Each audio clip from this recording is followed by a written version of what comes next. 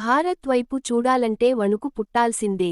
BMS రాష్ట్ర సంఘటన కార్యదర్శి లోవారెడ్డి.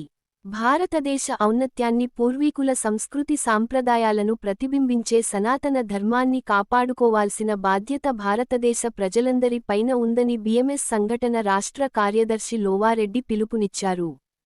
కొయ్యూరు మండలం శరభన్నపాలెం ఉపమండలంలో ఆర్ఎస్ఎస్ శతాబ్ది విజయదశమి ఉత్సవం శనివారం ఘనంగా నిర్వహించారు. ఆర్ఎస్ఎస్ అల్లూరి జిల్లా శారీరక ప్రముఖ్ నాగబాబు పర్యవేక్షణలో నిర్వహించిన శత జయంతి ఉత్సవాలకు వక్తగా బిఎంఎస్ సంఘటన రాష్ట్ర కార్యదర్శి లోవారెడ్డి, అతిథిగా కాశీభట్ల దక్షిణామూర్తి శర్మ హాజరయ్యారు. ఆర్ఎస్ఎస్ శత జయంతి ఉత్సవాల ప్రాముఖ్యత, సనాతన హిందూ ధర్మాలను గూర్చి వివరించారు. భారతీయులు అనాదిగా ఆచరిస్తున్నది సనాతన ధర్మమని, పంచభూతాలతో సహా ప్రతి ప్రాణిలోనూ దైవత్వాన్ని చూసే ధర్మం మనదని వివరించారు. సనాతన ధర్మంలో భారతదేశంలో స్త్రీలకు ఇస్తున్న ప్రాధాన్యతను వివరించారు.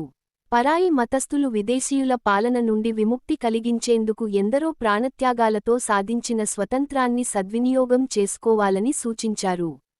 స్వామి వివేకానందుడి ఆశయాలను, లక్ష్యాలను ఆర్ఎస్ఎస్ సాధించి భారతదేశాన్ని అగ్రగామిగా నిలిపిందని కొనియాడారు.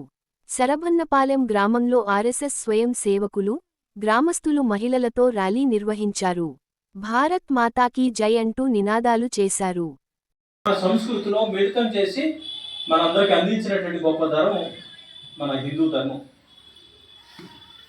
మన యొక్క ధర్మం యొక్క గొప్పతనం ఏంటంటే ప్రతి విషయాన్ని మంచిగా చూసి ఆలోచించాలి. ప్రతి చెట్టులో, ప్రతి పుట్టలో,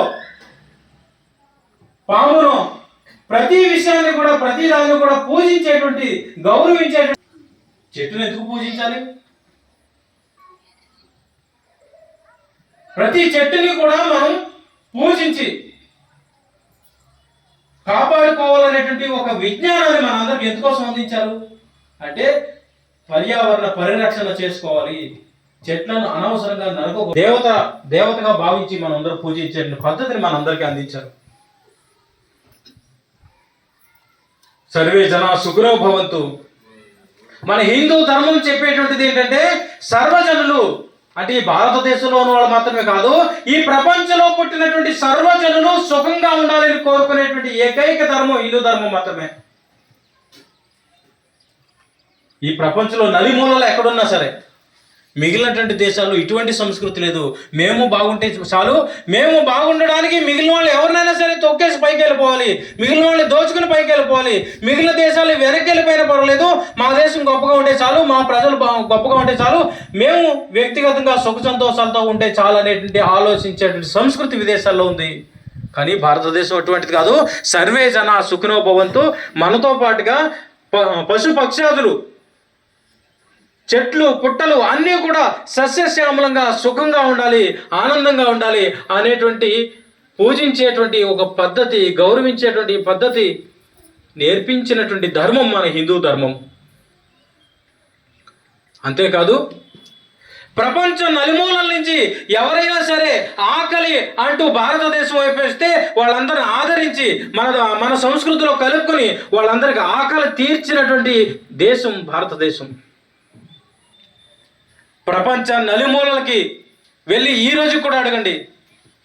ఈ రోజుని ఏ విధంగా అయితే మనం విదేశాల వైపు చదువుకోవడానికో, ఉద్యోగాలకో వెళ్ళిపోవాలనే ఆలోచన విధానంతో ఉన్నామో, ఒకప్పుడు ప్రపంచం మొత్తం భారతదేశానికి వచ్చి భారతదేశంలో చదువుకోవాలి, భారతదేశంలో గొప్ప గొప్ప యూనివర్సిటీస్ ఉన్నాయి, తలంద, తక్షశిల అలాంటి గొప్ప గొప్ప యూనివర్సిటీస్ ఉన్నాయి, అందులో సీటు సంపాదించి అక్కడ చదువుకోవాలని ప్రపంచం మొత్తం మన భారతదేశం వైపు ఒక నలంద యూనివర్సిటీ, తక్షశిల యూనివర్సిటీలో 10,000 మంది స్టూడెంట్స్, 2,000 మంది టీచింగ్ స్టాఫ్ ఉండేవారంట. ఎంత పెద్ద యూనివర్సిటీ ఆలోచించండి. ఫ్రీ ఆఫ్ ఎడ్యుకేషన్, ఒక్క రూపాయి కూడా తీసుకోకుండా వాళ్ళందరికీ ఫ్రీ ఆఫ్ ఎడ్యుకేషన్ భారతదేశం ప్రపంచాన్ని అందరికీ అందించేది. కరోనా సమయంలో వ్యాక్సిన్ కనుక్కొని అమెరికా, లండన్, చైనా లాంటి దేశాలు ఈ ప్రపంచానికి 5,000కి అమ్ముదామా, 10,000కి అమ్ముదామా, 15,000కి అమ్ముకుందామా అని చర్చలు జరుపుతున్నప్పుడు భారతదేశంలో హైదరాబాద్లో ఉన్నటువంటి బయోటెక్లో ఉన్నటువంటి ఈ సైంటిస్టులు వ్యాక్సిన్ కనుక్కొని మన దేశంలో ఉన్నటువంటి పౌరులందరికీ ఫ్రీగా ఇవ్వడమే కాదు, 180 దేశాలకి, ప్రపంచానికి ఫ్రీగా వ్యాక్సిన్ పంపించి ప్రపంచాన్ని కాపాడినటువంటి దేశం భారతదేశం మాత్రమే. కేవలం భారతదేశం ఒకటి మాత్రమే ఈ ప్రపంచాన్ని కాపాడినది. దాని మీద ఏమని రాసి పంపించాం? సర్వే జన సుఖినో భవంతు అనేటువంటి మన పురాతన చరిత్ర నుంచి వచ్చినటువంటి అదే పద్ధతి ఏదైతే ఉందో ఆ పదజాలాన్ని ప్రపంచాన్ని అందరికీ మళ్ళీ గుర్తు చేసినట్టు సందర్భం కరోనా సందర్భం. ఇటువంటి కార్యక్రమాలే కాదు, భారతదేశం పౌరుష పరాక్రమాలు కూడా ధీటుగా ఉండేది. ప్రపంచంలో ఉన్నటువంటి ఏ దేశమైనా సరే భారతదేశం మీదకి దండెత్తి రావాలంటే ఒడుగు పుట్టేది. భారతదేశం మీద దండెత్తాలంటే అసలు ప్రయత్నమే జరిగేటువంటి పరిస్థితి ఉండేది కాదు చరిత్రలో. పౌరుష పరాక్రమాలు కలిగినటువంటి జాతి భారత జాతి. లక్షలాదిగా సైన్యం, వీరోచితమైనటువంటి సైన్యం ఈ దేశాన్ని కాపాడడం కోసం, ఈ సంస్కృతిని కాపాడడం కోసం, ఈ ధర్మాన్ని కాపాడడం కోసం ప్రాణాలైనా అర్పించడానికి సిద్ధపడేటువంటి వేలాది సైన్యం కలిగినటువంటి పౌరులు కలిగినటువంటి దేశం భారతదేశం. మన దేశం మీదకి అనేక మంది వందలాది సంవత్సరాలుగా భారతదేశం మీద దండయాత్ర చేసి భారతదేశాన్ని మత మార్పిడి చేసి భారతదేశాన్ని దోచుకోవాలని అనేక మంది ప్రయత్నాలు చేశారు. చాలా సంవత్సరాలు చేశారు, కానీ ఫలించలేదు. మన దేశం మీదకి రాలేకపోయారు చాలా సంవత్సరాలు. ఒకప్పుడు భారతదేశం ఇంత గొప్ప దేశం. ఇలా చెప్పుకుంటూ పోతే ప్రతి విషయంలో కూడా చాలా ఉన్నతమైనటువంటి దేశం, గొప్ప దేశం. ఈ